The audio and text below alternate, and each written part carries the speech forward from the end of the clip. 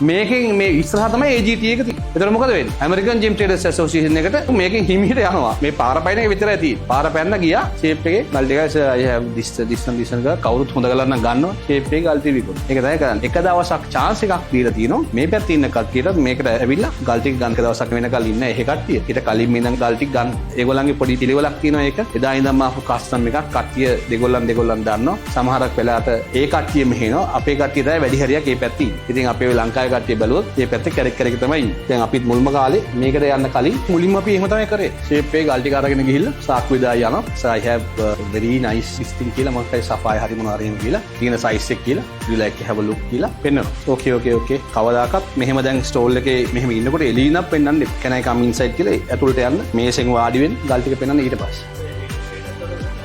ඔව් මේ ෂෝ එකේ ඉන්න කට්ටිය. මේක ඉන්න. ට්‍රේඩර්ස් තමයි බයස්. ඔය බයස් කියන්නේ කවුද? මම how to find bias එකත් මේකදී තමයි තියෙන්නේ. PBL එකේ පෙන්වන්නේ හැකි. අතුල්ට ගිහින්. ඉතින් ඒ ඔක්කොම ඒගොල්ලන්ගේ ඉස්සරහා තියෙන ෂෝකේස් එකේ ඩොලර් බිලියන එකක විතර තියෙනවා ගල්. හැම එකම. ඒකයි වැඩේ. ඉතින් එතකොට ඒක පැහැදිලි නෑ ඕගොල්ලන්. ඇයි ඒක අරහෙන් පෙන්වන්නේ නැත්තේ? එතන security purposes. කවුරුත් කැමති නෑ එහෙම ගල් පෙන්වනවට. ඒගොල්ලන්ගේ organizersලා කැමති නෑ එහෙම ගල් පෙන්වනවා. ඒතර අතුල්ට ගිහිල්ලා පෙන්වන්න කිව්වේ ඒක. ඒතකොට Taman නිකන් ගලක් එයාගේ ගලක් ගන්නවා වගේ තමයි ඒක පෙන්වන්නේ. ගල් විකුණන්න වෙන්නේ දාලා තියෙන්නේ. තේරුණේ? right.